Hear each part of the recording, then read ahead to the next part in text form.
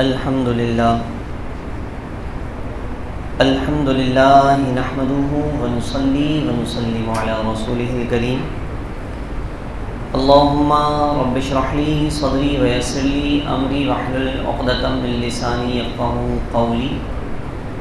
اما بعد فاعوذ بالله من الشيطان الرجيم. بسم الله الرحمن الرحيم.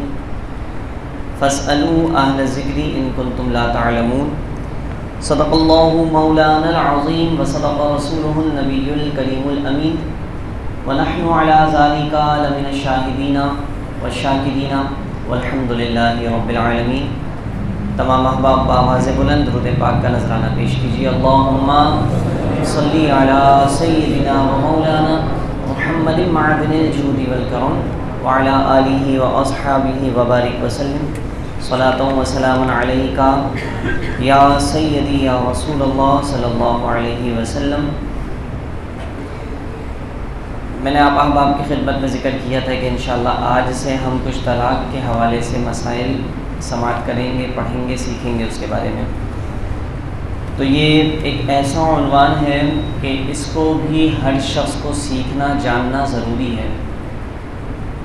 جن کا نکاح ہو گیا ہے ان کو بھی اس کے بارے میں معلوم ہونا چاہیے، جن کا ہونے والا ہے ان کو بھی اس کے بارے میں معلوم ہونا چاہیے. تو تمام لوگوں کو یہ طلاق کے مسائل پتہ ہونے چاہیے، کیونکہ پتہ نہیں ہوتے اور پھر بہت ساری مشکلات کا سامنا ہوتا ہے. اور جن مشکلات کا سامنا ہوتا ہے آپ تمام احباب میں سے بھی کئی لوگ اس سے واقف ہوں گے. تو اس لیے ہمیں طلاق کے حوالے سے پتہ ہونا چاہیے کون سی صورت میں طلاق ہو جاتی ہے، کون سی صورت میں طلاق نہیں ہوتی، اور شریعت کو جو انداز طلاق دینے کا مطلوب اور پسند ہے وہ کون سا انداز ہے. تو یہ سماعت فرمائیے. آج میں آپ کی خدمت میں صرف طلاق کی اقسام اور ان قسموں کے بارے میں کچھ ڈیفینیشنز بیان کروں گا. تو آپ تمام احباب ان کو سنیں گے تو بہت سارے کانسیپٹ کلیئر ہوں گے طلاق دینے کے حوالے سے. تو دیکھیں، سب سے پہلے تو یہ ہے کہ طلاق کی 3 قسمیں ہیں. کتنی؟ 3 قسمیں. نمبر 1 احسن، نمبر 2 حسن، اور نمبر 3 بدعی. کون کون سی قسمیں ہیں؟ حسن، احسن، حسن اور بدعی. تو یہ طلاق دینے والے کو چاہیے کہ وہ طلاق کے احسن طریقے کو اختیار کرے یا پھر حسن کو، اور طلاق بدعی سے احتراز کرے، یعنی بچے. اگرچہ طلاق بدعی واقع ہو جاتی ہے مگر گناہ ہے. اب سوال یہ ہے کہ بھئی طلاق احسن کیا ہے، طلاق حسن کیا ہے، طلاق بدعی کیا ہے. تو اس کو بغور سماعت فرمائیے. علماء کتاب میں طلاق احسن کی تعریف لکھتے ہیں کہ احسن طلاق کی صورت یہ ہے کہ جن ایام میں خاتون ماہواری سے پاک ہو اور ان ایام میں بیوی سے مجامعت بھی نہ کی ہو، تو ان ایام میں صرف ایک طلاق دے کر چھوڑ دے یہاں تک کہ 3 ماہواریاں گزر جائیں. اس کو دوبارہ سمجھ لیجئے. خاتون کے ایک ہوتے ہیں ایام مخصوصہ جن میں خواتین کے پیریڈز وغیرہ شروع ہوتے ہیں، مینسز وغیرہ کے، اور پھر جب وہ پیریڈز کے دن، مینسز کے دن، حیض کے دن ختم ہو جاتے ہیں تو اس کے بعد کیا ہوتا ہے؟ پاکی کے ایام شروع ہو جاتے ہیں. تو اب پاکی کے ایام، ایسے پاکی کے ایام آئے کہ جن ایام میں صحبت نہ کی ہو. آپ کو یہ پتہ ہونا چاہیے کہ ناپاکی کے دنوں میں صحبت کرنا یہ ناجائز و حرام ہے، حرام ہے، یہ سخت گناہ ہے. تو اب پاکی کے دنوں میں صحبت کی جاتی ہے، لیکن اگر طلاق دینی ہے تو ایسے پاکی کے دنوں میں طلاق دیں کہ جن پاکی کے دنوں میں آپ نے صحبت نہ کی ہو، اور صحبت سے پہلے طلاق دی جائے.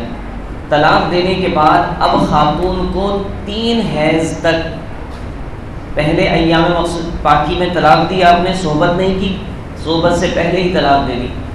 اب اس کے بعد ان کو عدت کے لیے چھوڑ دیں یہاں تک کہ 3 حیض کے دن گزر جائیں. پہلا حیض آیا، پیریڈس آئے، وہ ختم ہو گئے، پاکی کے دن شروع ہو گئے، پھر دوبارہ دوسرے حیض آئے اور وہ ختم ہو گئے، پھر پاکی کے دن شروع ہو گئے، پھر تیسرے حیض کے ایام آئے اور وہ ختم ہو گئے، تو اب اس طرح 3 حیض تک چھوڑ دیا جائے، تو یہ احسن طریقہ ہے طلاق دینے کا۔ اس حوالے سے کچھ روایتیں سماعت فرما لیجئے۔ حضرت عبداللہ ابن مسعود رضی اللہ تعالیٰ نے فرمایا کہ جو شخص طلاق دینے کا ارادہ کرے تو اسے چاہیے کہ ایک طلاق دے پھر چھوڑ دے کہ عورت 3 حیض یعنی ماہواریاں گزارے، اور اسی طرح نبی کریم صلی اللہ علیہ وسلم کو بھی فرمان ہے۔ تو اب جناب یہ تو آپ سمجھ گئے طلاق احسن کیا ہے، ایسی پاکی میں بندہ طلاق دے کہ جس میں اس نے صحبت نہ کی ہو اور پھر اس کے بعد 3 ایام مخصوصہ یعنی کہ 3 مینسز کے دن جو ہیں وہ گزر جائیں، تو یہ انداز ہے طلاق احسن کا۔ اس کا فائدہ کیا ہوگا؟ جب کوئی شخص طلاق احسن طریقے پر دیتا ہے تو 3 ماہواریوں تک مرد کو اپنے فیصلے پر بار بار غور کرنے کا موقع مل جاتا ہے۔ اگر طلاق کا مطالبہ عورت کی طرف سے ہو تو اسے بھی اپنے مطالبے پر غور کرنے کا وقت مل جاتا ہے، اور عین ممکن ہے کہ عورت اپنا مطالبہ ترک کر دے۔ اسی طریقے سے اگر طلاق کی نوبت عورت کے غلط طرز عمل کی وجہ سے آئی ہے تو عورت کو اپنے ازدواجی تعلقات برقرار رکھنے کے لیے اپنے طرز عمل کو تبدیل کرنے کا موقع مل جاتا ہے۔ عدت گزرنے تک مرد کو رجوع کا اختیار ہے بالفرض۔ اگر مرد دوران عدت رجوع نہ بھی کرے پھر بھی عدت گزرنے کے ساتھ صرف نکاح ختم ہوگا، طلاق مغلظہ واقع نہیں ہوگی۔ طلاق مغلظہ کا مطلب 3 طلاق واقع نہیں ہوگی کہ طلاق مغلظہ کے بعد سوائے حلالہ شرعی کے اور کوئی نکاح کی صورت باقی نہیں رہتی، جبکہ طلاق احسن کی صورت میں عدت کے بعد بھی اگر حالات سازگار ہو جائیں تو دوبارہ نکاح کرنے کی گنجائش باقی رہتی ہے، حلالے کی ضرورت نہیں پڑتی۔ تو یہ طلاق میں آپ کو طلاق احسن کا تو یہ بتا دیا، طلاق حسن کا بھی بتا دیتا ہوں، طلاق بدعی، اس کے بعد پھر ہم گفتگو کرتے ہیں جو میں آپ کو واضح طور پر ڈیفائن کر کے بتانا چاہتا ہوں۔ طلاق احسن تو آپ سمجھ گئے، طلاق حسن کیا ہے؟ طلاق حسن کی صورت یہ ہے کہ جن ایام میں بیوی ماہواری سے پاک ہو ان ایام میں بیوی سے مقاربت بھی نہ کی ہو اور نہ کی ہو، ان ایام میں پہلی طلاق دے، اس کے بعد جب ایک ماہواری گزر جائے تو بغیر مقاربت کے پاکیزگی کے اس دور میں دوسری طلاق دے دے، پھر جب ایک ماہواری اور گزر جائے تو بغیر مقاربت یعنی صحبت کیے پاکیزگی کے اس دور میں تیسری طلاق دے۔ اسے طلاق سنت بھی کہتے ہیں۔ کیا مطلب ہوا اس کا؟ کہ آپ طلاق حسن دینا چاہتے ہیں۔ طلاق احسن تو آپ سمجھ گئے ہوں گے کہ ایسے پاکی کے دن کہ جن میں خاتون سے قربت صحبت نہ کی ہو، تو ایسی صورت میں ان کو طلاق دے اور پھر اس کے بعد 3 ایام مخصوصہ تک چھوڑ دے۔ اگر اس دوران بات بنتی ہے تو ٹھیک ہے، ورنہ پھر طلاق واقع ہو جائے گی، عورت نکاح سے نکل جائے گی۔ طلاق حسن یہ ہے کہ پاکی کے دن چل رہے ہیں، آپ نے صحبت نہیں کی، ہم بستری نہیں کی اور طلاق دے دی۔ طلاق دینے کے بعد اب وہ پاکی کے دن گزرے تو اب ایام مخصوصہ ناپاکی کے دن آ گئے۔ جب وہ ناپاکی کے دن ختم ہو جائیں گے، دوبارہ پاکی کے دن آئیں گے تو اس میں دوسری طلاق دے دیں۔ ہر پاکی کے دن میں ایک طلاق دے دی جائے۔ تو اب اس طریقے سے یہ طلاق دینا طلاق سنت کہلاتا ہے۔ اس کے حوالے سے اس کا فائدہ کیا ہے؟ علماء فرماتے ہیں کہ طلاق حسن کا فائدہ یہ ہے کہ اگر طلاق عورت کو یہ پتہ چل جاتا ہے کہ بھئی ایک ماہواری کے بعد شوہر نے مجھے پہلی ماہواری میں طلاق دی ہے، اب جناب دوسری ماہواری آئے تو دوسری طلاق دے دی، اب تیسری طلاق دینے سے پہلے عورت بھی اچھی طرح سوچ لیتی ہے کہ شوہر 2 مرتبہ ہر مہینے طلاق پاکی کے دنوں میں مجھے دے چکا ہے، اب پاکی کے دن آئیں گے، اگر عورت کی غلطی ہے اور عورت یہ سوچ لے کہ اب اگر میرا دماغ صحیح نہیں ہوا تو شوہر تیسری طلاق بھی مجھے دے کر فارغ کر دے گا، تو اگر عورت گھر بسانا چاہے گی تو وہ پلٹ کر واپس آ جائے گی۔ اسی طریقے سے شوہر کو بھی یہاں پر بھی کچھ وقفہ مل جاتا ہے انتظار کرنے کا، سمجھ بوجھ کا۔ تو اب یہ چیز تیسری صورت ہے طلاق بدعی۔ طلاق حسن آپ سمجھ گئے، پاکی کے دنوں میں طلاق دی، ایام مخصوصہ آئے، پھر پاکی کے دنوں میں پاکی کے دن آئے تو پھر طلاق دے دی، پھر ایام مخصوصہ آئے، پھر تیسری مرتبہ پاکی کے دن آئے تو تیسری طلاق دے دی۔ اس انداز میں طلاق دینا یہ طلاق حسن کہلاتا ہے۔ طلاق بدعی کیا ہے؟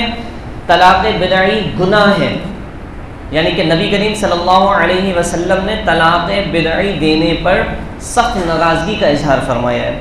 طلاق بدعی کی صورتیں یہ ہیں، پہلی صورت تو یہ ہے کہ جناب ایک ہی مجلس میں 3 دفعہ طلاق دے دے، کوئی شخص 3 دفعہ طلاق دے دے ایک ساتھ، جیسے ایک ہی لفظ کے ساتھ کہہ دے 3 طلاق، یا پھر الگ الگ لفظ کے ساتھ 3 دفعہ طلاق دے دے، تو یہ طلاق بدعی ہے۔ ایک لفظ کے ساتھ جیسے کسی نے کہا کہ میں تم کو 3 طلاقیں دیتا ہوں، یا میں نے تم کو 3 طلاقیں دیں، تو اب یہ جملہ 3 مرتبہ بولنے کی ضرورت نہیں ہے۔ اگر کسی نے یہ کہہ دیا کہ میں نے تم کو 3 طلاق دی، تو اب بعد میں کوئی آ کر پوچھے کہ حضرت میں نے تو یہ جملہ ایک ہی مرتبہ کہا تھا، تو آپ نے اگرچہ ایک مرتبہ کہا ہو لیکن آپ نے اس جملے کے ساتھ لفظ 3 استعمال کیا ہے، تو اب کتنی طلاق واقع ہو جائے گی؟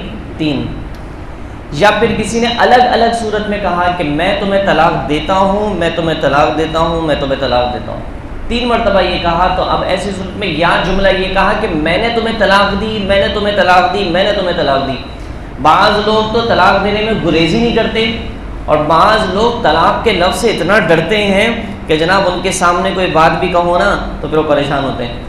تو اب یہ مسئلہ ہے، کچھ عورتیں اتنی بے دریغ ہوتی ہیں، کچھ خواتین کو جو ہے نا وہ گھر کی کچھ فیملی کے لوگ تھے، ان کو ہم طلاق کے مسئلہ بتا رہے تھے، تو ان کے سامنے جب ہم نے کہا نا کہ بھائی ایسا نہیں اور یوں ہے طلاق کے، کوئی اگر یوں کہہ دے کہ میں نے تمہیں طلاق دی تو کہہ لیں نہیں آپ طلاق کا لفظ نہ بولیں، تو اتنا کچھ خاتون تو اتنا ڈرتی ہیں، اور کچھ اتنے لوگ بے باک ہوتے ہیں کہ وہ زبان پر آتے ہوئے دیری نہیں لگاتے۔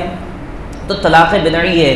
نبی کریم صلی اللہ تعالی علیہ وسلم کے سامنے ایک شخص نے، پتہ چلا حضور صلی اللہ علیہ وسلم کو ایک شخص کے متعلق خبر دی کہ اس نے اپنی بیوی کو بیک وقت 3 طلاقیں دے دی ہیں، تو آپ صلی اللہ علیہ وسلم غضبناک حالت میں کھڑے ہوئے اور فرمایا میرے سامنے اللہ کی کتاب کو کھیل بنایا جا رہا ہے، حتیٰ کہ ایک شخص نے کھڑے ہو کر عرض کی کہ یا رسول اللہ صلی اللہ علیہ وسلم اگر آپ حکم دیں تو میں اسے قتل نہیں کر دوں، یعنی کہ اس قدر نبی کریم صلی اللہ علیہ وسلم ناراض ہوئے طلاق ایک ساتھ دینے کو۔ آج ہمارے یہاں ایسے کھیل بنایا ہوا ہے، مذاق میں طلاق، ذرا سا غصہ آئے تو طلاق، مذاق میں تو نہیں خیر غصے میں آ کر طلاق دے دیتے۔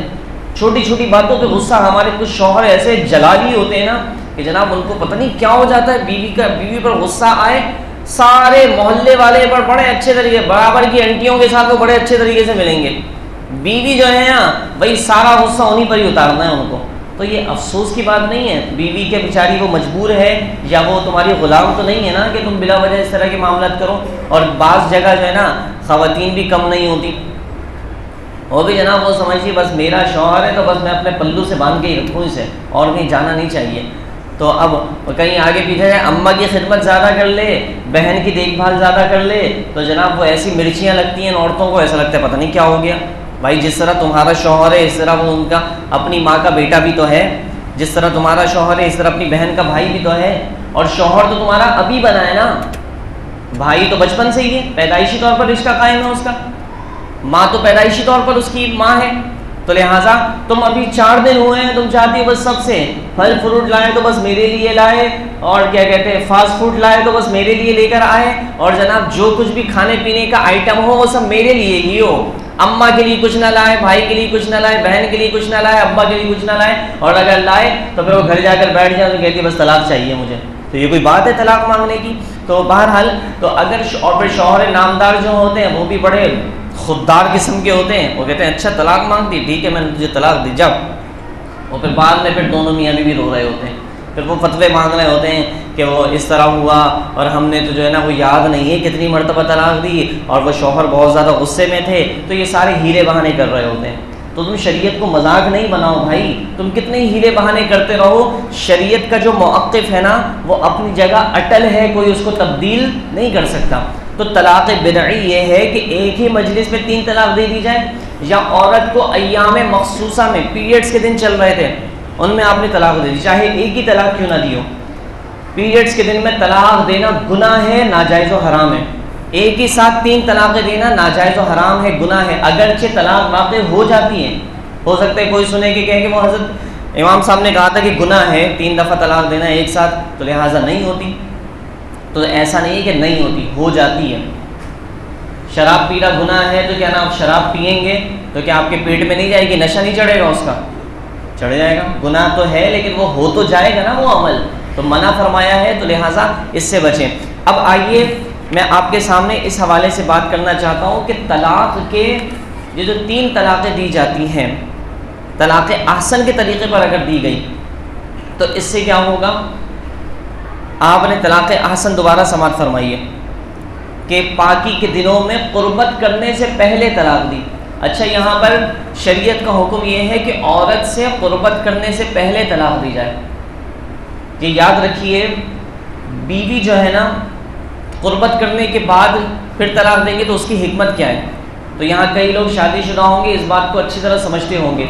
قربت کرنے سے بیوی جو اچھی لگتی ہے نا، اس کی اچھی لگنے کی ایک وجہ یہ بھی ہے کہ آپ کو اس سے صحبت کرنی ہوتی ہے. اچھی لگنے کی وجہ ایک یہ بھی ہے.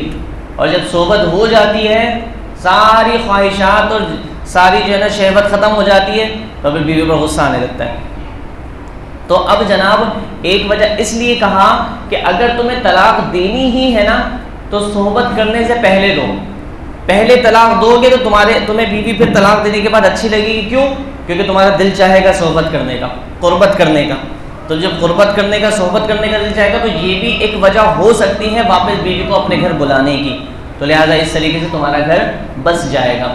اسی طریقے سے ایک بات بہت سماعت فرمائی، یہاں جو بچیوں والے ہیں، اللہ نہ کرے کہ کسی کے گھر میں معاملات خراب ہوں، تو اب ہمارے یہاں ہوتا یہ ہے کہ وہ کسی بھی وجہ سے لڑکی کی طرف سے لڑکی کے گھر والے مطالبہ کرتے ہیں کہ طلاق دو. لڑکے نے کہا کہ ٹھیک ہے بھائی، جو سمجھ بوجھ والا لڑکا ہوتا ہے وہ کہتا ہے ٹھیک ہے بھائی، اگر بہت زیادہ آپ چاہتے نہیں رہنا چاہتے تو میں 1 طلاق دے دیتا ہوں، 1 طلاق دے دوں. لیکن گھر والے بضد ہوتے ہیں، نہیں 1 نہیں 3 طلاق دو، 3 طلاق دے کر فارغ کرو. آپ نے بھی جملے سنے ہوں گے، کہتے 3 طلاق دے کر فارغ کرو. تو بھائی 3 طلاق دینے کے حوالے سے کیا نقصان ہوگا کہ وہ طلاق دینے کے بعد آپ یاد رکھیے، یہ ہمارا مشاہدہ بھی ہے اور زمانے میں ہم لوگوں کو دیکھتے بھی ہیں اس حوالے سے کہ طلاق دینے سے پہلے جتنی زیادہ عورت بری لگتی ہے نا، طلاق دینے کے بعد اتنی ہی عورت اچھی لگ رہی ہوتی ہے. رو رہے ہوتے ہیں کہ یار میرے تو بچے بھی ہیں، وہ میری زندگی تھی، میں تو مر جاؤں گا، میں تو یوں ہو جاؤں گا، وہ ہو جاؤں گا. یہ ساری باتیں کب ہوتی ہیں؟ جب وہ طلاق دے دیتے ہیں. اس سے پہلے تو کہتے ہیں تمہاری تو شکل سے نفرت ہے مجھے. دینے سے پہلے شکل سے نفرت ہے، دینے کے بعد فوراً وہ بیوی جان بن جاتی ہے، زندگی بن جاتی ہے. تو بھائی تمہارا یہ نظریہ اتنی جلدی تبدیل کیوں ہو جاتا ہے؟ تو یہ سارا معاملہ شیطان کا ہے. تو لہٰذا ہمیں اس طرف توجہ کرنی چاہیے. 3 دفعہ طلاق دینے کے سے نقصان کیا ہوگا کہ پھر اب واپس آنے کی کوئی صورت ہی نہیں ہے. اب پھر ہوتا کیا ہے، لوگ جو ہے نا پھر وہ پریشان ہوتے ہیں. ہمارے علماء تو نہیں مسئلہ بیان کرتے، کہتے ہیں ہے ہی نہیں، اجازت ہی نہیں. ہم اپنی طرف سے تھوڑی بنا سکتے ہیں مسئلہ کہ ٹھیک ہے جاؤ طلاق دے دی، جاؤ رہو. ہم تو کر ہی نہیں سکتے، ہم تو اللہ کی شریعت کے احکام کے پابند ہیں. تو لہٰذا لوگ چاہتے ہیں کسی طریقے سے بس جو بیوی چلی گئی ہے نا وہ کسی طریقے سے واپس آ جائے. تو اب جناب وہ پھر مرتے کے لیے تنکے کا سہارا کافی ہوتا ہے نا ڈوبتے کے لیے. تو اب وہ چلے جاتے ہیں دیگر لوگوں کے پاس. اب وہ ان کے پاس جاتے ہیں اور وہ بھی پتہ نہیں کیسے عقل کے اندھے لوگ ہیں. وہ کہتے ہیں جب کتنی 3 طلاقیں دی ہیں، جاؤ رہو ساتھ، 1 طلاق ہوئی ہے. اب وہ ساتھ رہے گا تو اب وہ خالصتاً اپنی بیوی کے پاس جب جائے گا وہ خالصتاً زنا کرے گا. اور اگر اس صورت میں اولاد پیدا ہو گئی تو وہ اولاد ولد الزنا کہلائے گی، جس کو ہم اپنی زبان میں کیا کہتے ہیں آپ اچھی طرح جانتے ہیں. تو اب یہ معاملہ ہے. اب تو 1 طلاق دینے سے کیا ہوگا، آپ نے پاکی کے ایام میں صحبت کرنے سے پہلے 1 طلاق دی. اب عورت جو ہے نا یہ یاد رکھیے 1 طلاق کے بعد بھی عدت شروع ہو جاتی ہے. ایسا نہیں ہے کہ 3 طلاق کے بعد ہی عدت شروع ہوگی یا شوہر کے مرنے پر ہی عدت شروع ہوگی. 1 طلاق کے بعد بھی عدت شروع ہو جاتی ہے. آپ نے طلاق احسن دی، پاکی کے دنوں میں قربت کرنے سے پہلے، صحبت کرنے سے پہلے طلاق دے دی. اب طلاق دی تو اب عورت کو چھوڑ دیا. 3 مہینہ لگتا ہے 3 حیض آنے میں کم و بیش. تو اب جناب ایسی صورت میں عورت کو انتظار کرنا پڑے گا. مطلب عورت جو ہے نا وہ بھی سوچ لے گی کہ یار چلو چلے جاتے ہیں، واپس چلے جاتے ہیں۔ گھر والے بھی سوچنے 3 مہینہ ہوتا ہے نا، ایک عرصہ ہوتا ہے کہ 3 مہینے کے بعد ہو سکتا ہے معاملات سازگار ہو جائیں، اور پھر اس کے بعد اگر ایسا نہ بھی ہوا، 1 طلاق کے بعد 3 حیض مکمل ہو جانے کے بعد بھی اگر معاملہ نہیں بنا تو عورت عدت ہو جانے کے بعد شوہر کے نکاح سے نکل جائے گی۔ شوہر کے نکاح سے 1 طلاق دیے نا، 1 طلاق دینے کے بعد 3 حیض گزرے، عدت مکمل ہوئی تو وہ عورت نکاح سے نکل جائے گی۔ اب جناب 1 سال کے بعد، 10 سال کے بعد، 20 سال کے بعد بچے بڑے ہو گئے، اب ضرورت پڑی کچھ بھی ہے، شوہر کو بھی احساس ہوا کہ نہیں یار میرے ساتھ میری بیوی کا ہونا چاہیے، اب وہ بیوی کو طلاق دے دیتے ہیں، اب تو 3 طلاق تو ہو گئی، اب وہ ڈھونڈ رہے ہوتے ہیں کہیں اور، وہ کہتے ہیں حضرت کوئی رشتہ ہو تو بتائیے گا۔ اب وہ تمہارے کیا کہتے ہیں، نہ منہ میں دانت ہے نہ پیٹ میں آت ہے، اب تم مانگ رہے ہو بیوی۔ تو اب جب تمہیں تھا تو اس وقت طلاق جب دے دی تھی تم نے، اس وقت ہوش کے ناخن لے لیتے، 1 طلاق دے دیتے، بیوی نکل جاتی تمہارے نکاح سے، پھر کبھی تمہیں آتا احساس ہوتا بڑھاپے میں جا کر کہ یار بیوی بھی ہونی چاہیے تھی، اب تو تمہیں بڑھاپے میں کوئی ملے گی نہیں۔ معذرت کے ساتھ یہ بات سخت ہے لیکن حقیقت ہے، یہ اب تو نہیں ملے گی نا بھائی کوئی، اور ملے گی بھی تو پھر وہ ویسے تمہارے پتہ نہیں، اب جا کر 60-65 سال کی عمر میں اگر تمہیں کوئی مل بھی جاتی ہے تو پتہ نہیں تمہارا مزاج ملے بھی نہ ملے اس کے ساتھ۔ تو اب بڑھاپے میں تو بندہ ویسے ہی جو ہے نا، آپ کو پتہ ہے کہ کیا معاملہ ہو جاتا ہے اس کا، بات پہ بگڑ جاتا ہے، بات پہ غصہ آ جاتا ہے۔ تو اب کیا ہوگا اس سے، 10 سال کے بعد بھی اگر آپ نے 1 طلاق دی ہے اور واپس اس عورت نے کہیں اور نکاح نہیں کیا ہے تو ٹھیک ہے، آپ واپس آ کر دونوں میاں بھی ساتھ رہ سکتے ہیں نئے نکاح کرنے کے بعد۔ لیکن اور اس سے پھر یہ ہوتا ہے کہ اگر آپ کا وہاں ماحول نہیں بن رہا ہے، ذہن نہیں بن رہا ہے، تو آپ کہیں اور بھی نکاح کر سکتے ہیں۔ جس طرح 3 طلاق دینے کے بعد، عدت گزرنے کے بعد عورت کہیں اور نکاح کر سکتی ہے نا، اسی طریقے سے 1 طلاق دینے کے بعد، عدت گزر جانے کے بعد عورت بھی کہیں اور نکاح کر سکتی ہے اور مرد بھی کہیں اور نکاح کر سکتا ہے۔ تو اس لیے خواتین جن کی بچیاں گھروں میں موجود ہیں اور وہ خدا نخواستہ کسی وجہ سے اگر ناچاکیاں ہیں تو وہ اس پر زور نہ دیں کہ بھئی 3 طلاق دو۔ آپ یقین جانیے 3 طلاق دینے کے بعد پھر پچھتاوا ہوتا ہے تو واپس پلٹنے کی کوئی صورت نہیں ہوتی۔ 1 طلاق دیں گے، 3 حیض کے بعد اگر آپ کا ذہن بنتا ہے، موڈ بنتا ہے تو واپس بھیج دیں بچی کو، نیا نکاح کروا کر اسی شوہر کے ساتھ۔ اور اگر ذہن نہیں بنتا ہے تو 1 طلاق دینے کے بعد، 3 حیض کے بعد آپ کہیں اور نکاح کر لیں۔ تو اللہ تبارک و تعالیٰ سے دعا ہے کہ ہمیں ان طلاق کے مسائل کو سمجھنے کی توفیق نصیب فرمائیں۔ میں امید کرتا ہوں کہ اس حوالے سے آپ لوگ بہت سارے کانسیپٹ آپ کے کلیئر ہوئے ہوں گے۔ انشاءاللہ مزید طلاق کے حوالے سے مسائل کل آپ کی خدمت میں ذکر کریں گے۔ سوالات کی طرف چلتے ہیں، اختصار کے ساتھ سوالات کے جوابات دیتے ہیں۔ قبر میں عہد نامہ رکھنا کیسا؟ قبر میں عہد نامہ رکھنا جائز ہے۔ بہت سارے لوگ کہتے ہیں کہ جناب وہ جو ہے نا جسم پھٹتا ہے اور جو ہے نا وہ گل سڑ جاتا ہے، کیڑے پڑ جاتے ہیں، یوں ہوتا ہے وہ ہوتا ہے، تو لہٰذا ایسی صورت میں عہد نامے میں قرآن لکھا ہوتا ہے اور اس کی بے ادبی ہوتی ہے۔ تو بھائی ہمارا یقین کام، یہ تو ایک ظنیات ہے نا، ہر کسی کا پیٹ نہیں پھٹتا۔ جو اللہ کے نیک بندے ہوتے ہیں، ہم نے بھی دیکھا ہے ایسے لوگوں کو عرصہ دراز کے بعد جب ان کی قبر کشائی کسی وجہ سے ہوتی ہے تو ان کا جسم بالکل سلامت رہتا ہے، ایسا لگتا ہے کہ ابھی کچھ گھنٹے پہلے ان کی تدفین ہوئی ہے۔ تو ایسا بھی ہے، تو یہ کوئی نہیں ہے جس پر اللہ کرم فرماتا ہے تو اس کے جسم کو محفوظ رکھتا ہے۔ تو اب ہم رکھ ہی اسی لیے رہے ہیں، عہد نامہ رکھ رہے ہیں، متبرک چیزیں رکھ رہے ہیں، اسی لیے رکھ رہے ہیں نا کہ جناب بندہ عذاب قبر سے محفوظ ہو جائے۔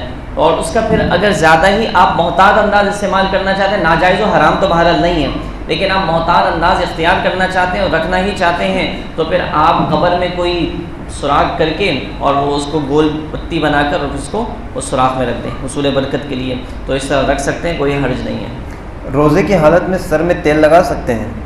بالکل لگا سکتے ہیں، تیل لگانے سے روزے پہ کوئی فرق نہیں پڑے گا۔ سجدہ سہو کا طریقہ بیان فرما دیں۔ سجدہ سہو کا طریقہ یہ ہے کہ اگر آپ پر سجدہ سہو واجب ہو گیا ہے تو نماز میں آخری رکعت میں جب آپ بیٹھیں گے، اتحیات مکمل پڑھیں گے اور عبدہ و رسولہ تک پڑھنے کے بعد آپ ایک طرف سلام پھیریں گے السلام علیکم ورحمۃ اللہ کہہ کر، اور پھر 2 سجدے کریں گے۔ 2 سجدے کرنے کے بعد دوبارہ بیٹھیں گے، دوبارہ اتحیات پڑھیں گے، درود شریف اور دعائے معصورہ پڑھ کے دونوں طرف سلام پھیر کے نماز ختم کر دیں گے۔ تراویح کی نماز جماعت کے ساتھ پڑھنے کے بعد وتر بھی جماعت سے پڑھنی ہوگی؟ دیکھیں، اگر کسی نے یہاں پر بعض علماء کہتے ہیں کہ اگر تم نے عشاء کی نماز جماعت سے نہیں پڑھی ہے تو پھر تراویح بھی وتر بھی جماعت سے نہ پڑھو، بعض علماء کہتے ہیں کہ بھئی اگر تم نے عشاء کی نماز جماعت سے پڑھنے کا ثواب کھو دیا ہے تو وطر کی نماز جماعت سے پڑھ لو. اور پھر زیادہ محتاط طریقہ یہی ہے کہ اگر آپ نے نماز عشاء کے فرض جو ہیں وہ جماعت سے نہ پڑھ سکے تو آپ کو وطر تو جماعت سے پڑھنے کا موقع مل رہا ہے نا, تو بہتر یہ ہے کہ وطر جماعت سے پڑھ لی جائے. اگر کوئی نابالغ اعتکاف کی حالت میں مسجد سے باہر چلے گیا تو کیا حکم ہوگا, اور اگر اسے یہ مسئلہ ہی نہ پتہ ہو تو کیا حکم لگے گا؟ دیکھیں بہرحال اگر کوئی نابالغ اعتکاف میں باہر نکل گیا ہے تو اب ایسی صورت میں اس کا اعتکاف تو ٹوٹ جائے گا. مسئلہ پتہ نہ ہونا ایسا نہیں ہے کہ کسی چیز کو مسئلہ نہیں پتہ تو وہ عمل نہیں ہوگا. کسی کو پتہ ہی نہیں ہے کہ یار طلاق کے لفظ کہنے سے بیوی کو طلاق ہو جاتی ہے, تو وہ کہہ دیا, اگر اس میں کہ طلاق ہوگی یا نہیں ہوگی, ہو جائے گی. تو مسئلہ پتہ نہ ہونا یہ عذر نہیں ہے کہ آپ کو مسئلہ نہیں پتہ اس لیے وہ نہیں ٹوٹے گا اعتکاف ٹوٹ جائے گا. سجدے میں کوہنی زمین سے لگا کر سجدہ کرنا کیسا؟ سجدہ ہو جائے گا بہرحال, لیکن سنت طریقہ درست طریقہ یہ نہیں ہے کہ زمین پر آپ کوہنیاں بچھا دیں. اس طرح سجدہ کرنے کو منع کیا ہے. مردوں کو سجدہ اس انداز میں کرنا چاہیے کہ آپ کی پنڈلی آپ کے پیٹ سے جدا رہے, آپ کی پنڈلی آپ کی ران سے جدا رہے, آپ کی ران آپ کے پیٹ سے جدا رہے, اور آپ کے دونوں کوہنیاں آپ کی سائڈوں سے جدا رہیں, اور آپ کی کلائی جو ہے وہ زمین سے جدا رہے. اس طرح کھلے ہو کر سجدہ کرنے کا حکم ہے. لیکن اگر کوئی اس طرح سجدہ کرتا ہے کہ کلائی اس نے زمین پر بچھا دی ہے تو سجدہ اس کا ہو جائے گا. نائی وغیرہ جسے حجام کہتے ہیں اور دیگر اپنی مرضی سے لوگوں سے عیدی مانگ رہے ہوتے ہیں, تو ان کا ایسا کرنا کیسا, اور اگر ہم ان کو عیدی دیتے ہیں تو کیا حکم لگے گا؟ اچھا, حجام بھی مانگنے لگے بھی جی. پہلی مرتبہ سن رہا ہوں کہ جناب نائی حضرات نے عیدی مانگنا شروع کر دیے.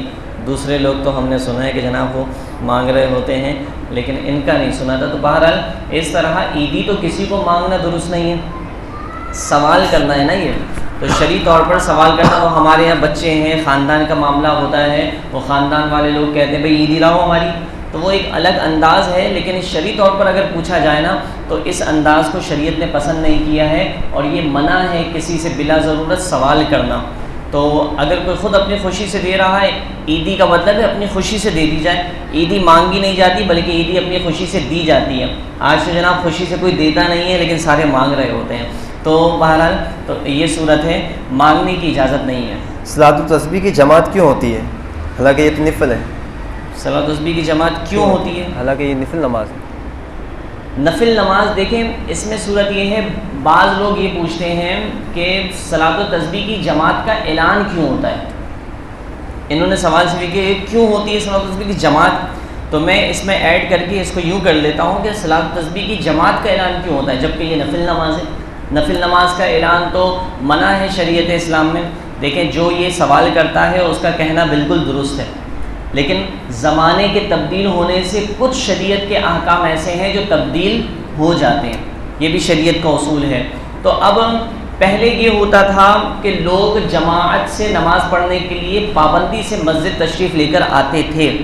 اب ایسا ہوتا ہے؟ پوچھ رہا ہوں, نہیں ہوتا.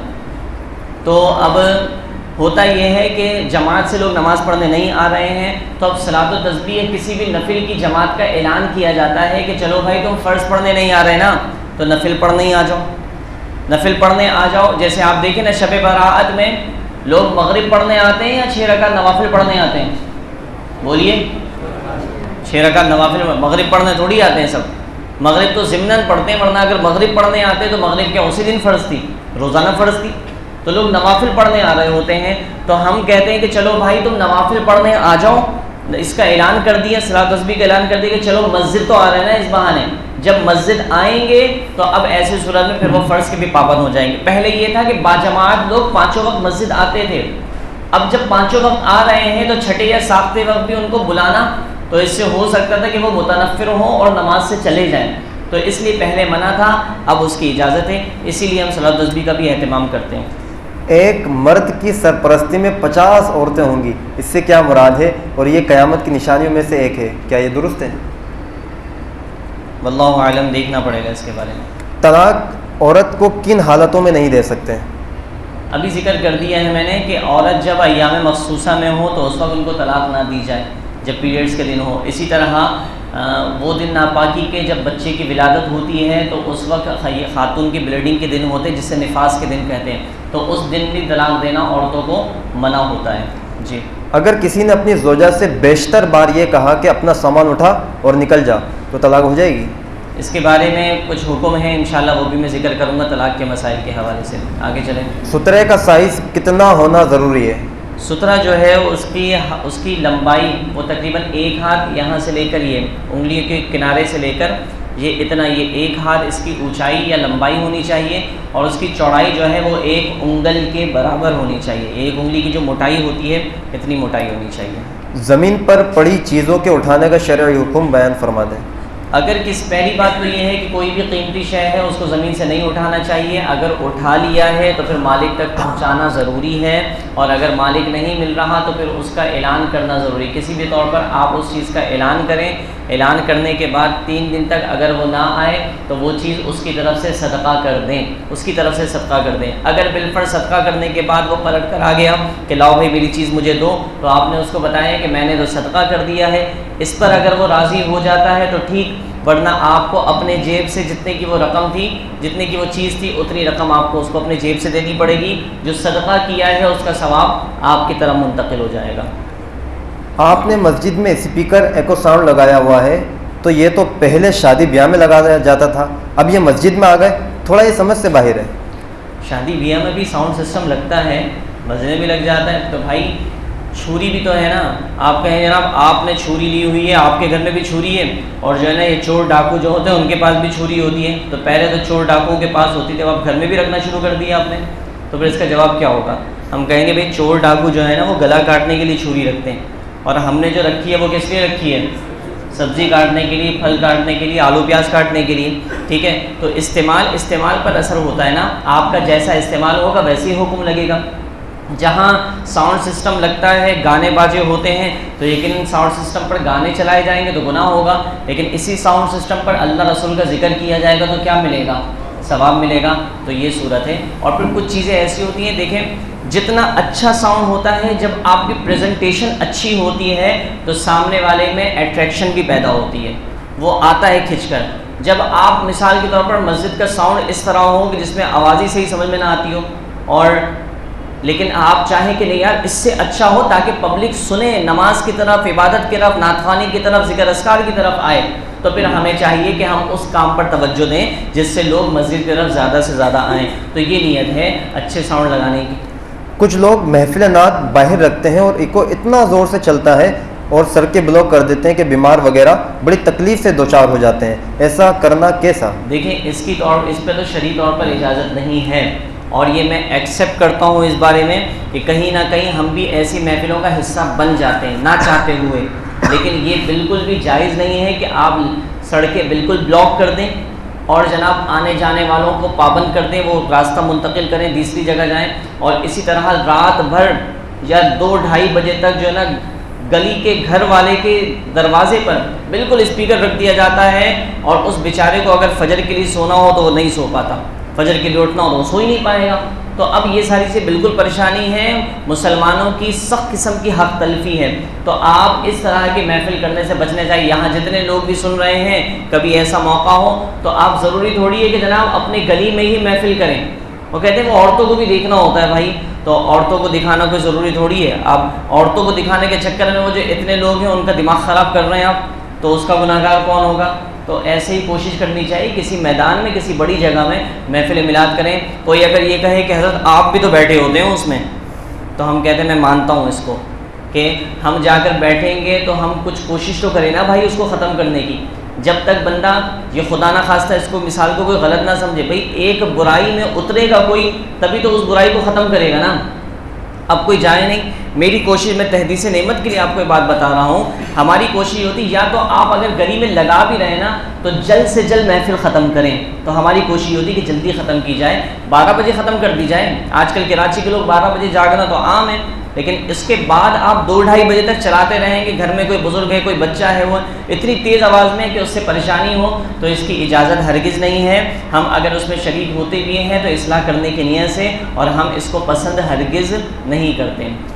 بڑی بڑی محفلیں کروا کر لاکھوں روپے کا خرچہ کر کے محفل کرنا ہی ضروری ہے یا چھوٹے پیمانے پر محفل کر کے باقی رقم مسجد و مدرسہ میں دینا بہتر ہے؟ دیکھیں جس کو اللہ نے جتنا دیا ہے تو وہ محفل بھی کروائے، بڑے پیمانے پر کرواتا ہے، حضور کا ذکر کرواتا ہے، اور اس سے پھر حضور علیہ الصلوۃ والسلام کی شان و شوقت کا اظہار کیا جاتا ہے، محبت کا اظہار کیا جاتا ہے۔ اس پہ پھر جو ہے نا انشاءاللہ ہم بات کریں گے۔ جیسے میلاد ہے، بعد ہمارے وقت میں بھی دیکھتا ہوں گھڑی کی طرف بھی توجہ ہوتی ہے میری، تو میں سوچ رہا ہوتا ہوں، آپ کے چہرے بھی دیکھ رہا ہوتا ہوں میں، تو اس لیے جب کوئی بات زیادہ ہوتی ہے تو پھر اس پر سوچتا ہوں میں گفتگو کرنے کے لیے۔ تو بات صرف یہ ہے حضرت کہ جہاں کہیں بھی پیسہ خرچ ہو رہا ہے تو اب یہ دیکھ لیں کہ جناب اس سے بہتر بھی کوئی صورت ہے، تو اس سے بہتر اگر صورت تو بہتر صورت پہ بھی خرچ کرنا چاہیے، لیکن یہ کہہ دیا جائے کہ جناب یہ کام کرنا ناجائز و حرام ہے کیونکہ اس سے بہتر پر بھی عمل ہو سکتا ہے، تو یہ عمل درست نہیں ہے۔ محفل میلاد اگر کوئی اچھے انداز میں کرواتا ہے تو بالکل جائز ہے، ہم کہتے ہیں بھائی یہ بھی کروا لو اور پھر ساتھ میں اللہ اور اس کے رسول کے ذکر کے لیے کوئی اور معاملہ بھی کر لو، بچوں کو مدرسے میں ڈلوا دو، مدرسے کا اہتمام کروا دو، تو اس سے یہ آپ کے لیے صدقہ جاریہ ہوگا۔ لیکن کہیں نبی علیہ الصلوۃ والسلام کی شان و شوقت کا اظہار کرنے کے لیے کچھ چیزیں ضروری ہوتی ہیں، جیسے مثال کے طور پر ہم اپنے گھروں کو سجاتے ہیں محفل میلاد میں، تو جناب یہ خوشی کا اظہار ہے، تو جس طرح محفل میلاد میں لوگ کہتے ہیں کہ اتنا بڑا خرچہ کیا جاتا ہے، تو شادی میں بھی تو لاکھوں روپے خرچ ہو جاتے ہیں نا۔ آج تک کسی نے اس پر اعتراض نہیں کیا کہ جناب شادی جو ہے اس میں اتنا خرچہ ہوتا ہے، 10 لاکھ میں شادی کرنے کے بجائے 1 لاکھ میں بھی شادی ہو سکتی ہے کہ نہیں ہو سکتی؟ ہو سکتی ہے، لیکن لوگ کر رہے ہوتے ہیں۔ تو ہم نہیں کہتے کہ جناب وہ ناجائز و حرام ہے، ہم کہتے کہ ٹھیک ہے جائز امور کو رکھتے ہوئے ملحوظ خاطر تم اگر شادی کرتے ہو تو کرو، لیکن ساتھ میں غریبوں کی بھی مدد کرو، مدرسے بھی قائم کرو۔ محفل میلاد کرنے والے ہم جانتے ہیں کئی ایسے لوگ ہیں جو جناب دیگر معاملات کی طرف بھی توجہ کرتے ہیں۔ بہرحال باقی سوالات کے جوابات آپ کی خدمت میں کل پیش کیے جائیں گے، آج وقت کافی ہو گیا، اس کے لیے بہت معذرت چاہتا ہوں۔ اللہ تبارک و تعالیٰ سے دعا ہے کہ ہم نے جو کچھ سنا سیکھا سمجھا اس کو یاد رکھ کر عمل پیرا ہو کر دوسروں تک پہنچانے کی توفیق نصیب فرمائے، آمین۔ وآخر دعوانا ان الحمد للہ رب العالمین۔